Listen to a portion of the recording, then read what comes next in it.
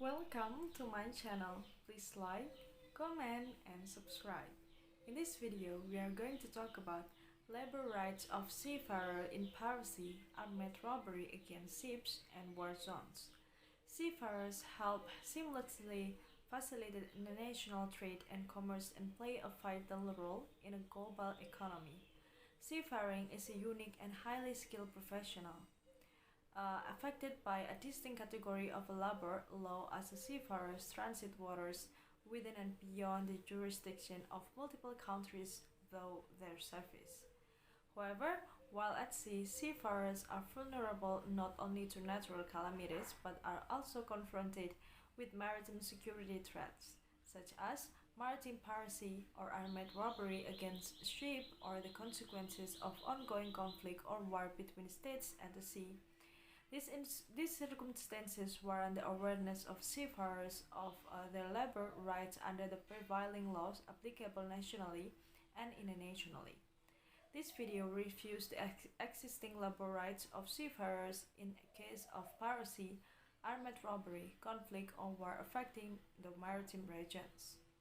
Maritime Labour Convention 2006, the indispensable role of seafarers made their protection a crucial consideration for the sustenance of international trade and commerce.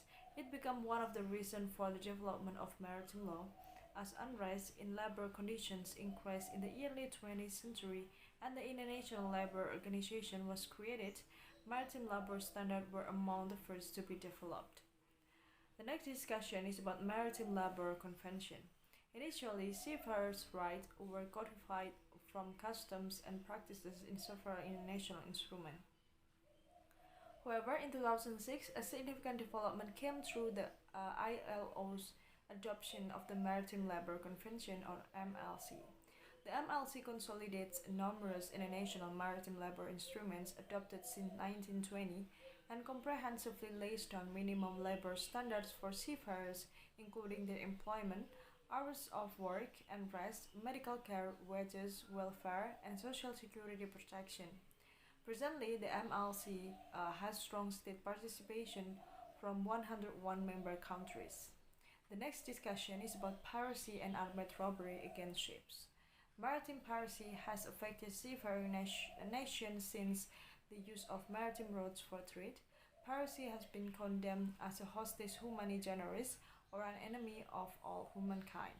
It was the first crime against which states were empowered to exercise universal jurisdiction to prosecute its commission. To be precise, pirates can be attacked and killed without declaring war or formal hostilities. Beside the United Nations Convention on the Law of the Sea, 1982, UNCLOS vested an obligation on all states to repress piracy on the high seas or in other places outside any state's jurisdiction. Article 101 of UNCLOS states that piracy consists of any of following acts. First, A. Any legal acts of violence or detention or any act of depredation committed for private ends by the crew or passengers of a private ship or private aircraft and directed.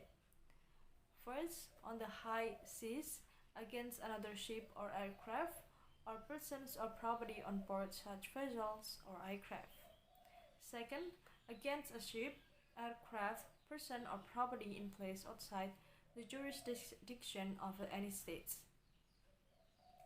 And then the P1 is any act of voluntary participation in the operation of a ship or an aircraft with knowledge of a fact making it a pirate ship or aircraft. C. Any act of inciting or of intentionally facilitating an act described in a paragraph A or B.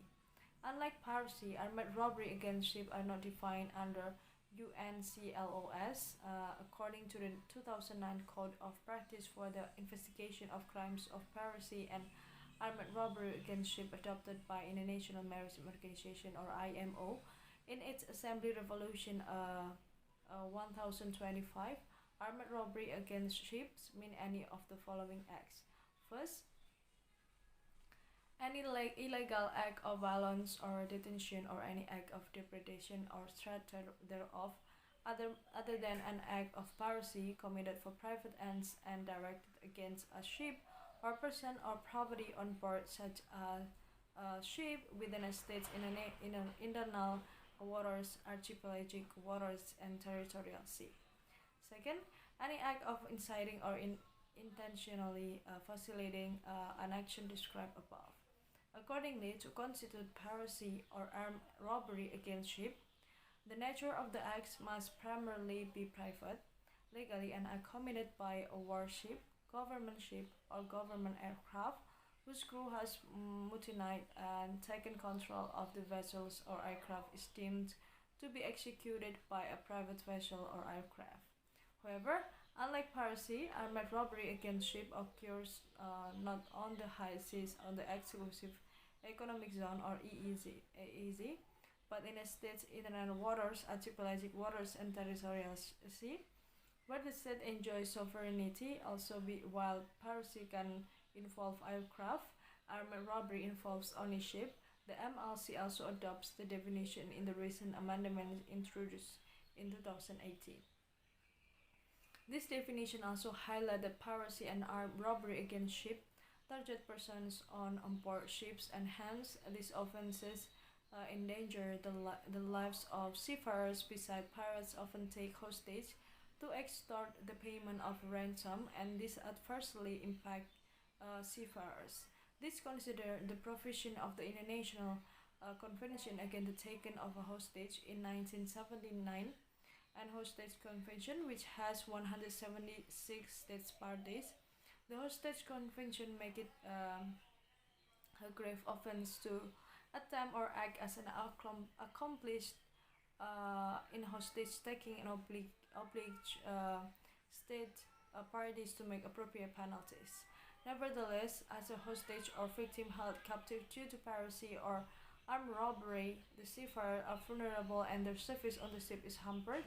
These circumstances not only build insecurity about seafarers' lives but also about their wages and other rights. Although international law has laid staunch prohibition on piracy and armed robbery against ships, it was only recently that a codified clarity on seafarers' labor rights in such circumstances emerged.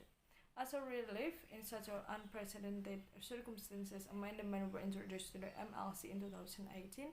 It states that wages and other entitlements due to seafarers shall continue to be paid during the entire period of captivity on or off the ship as a result of acts of piracy or armed robbery against ships, and until the seafarers is released and duly repatriated.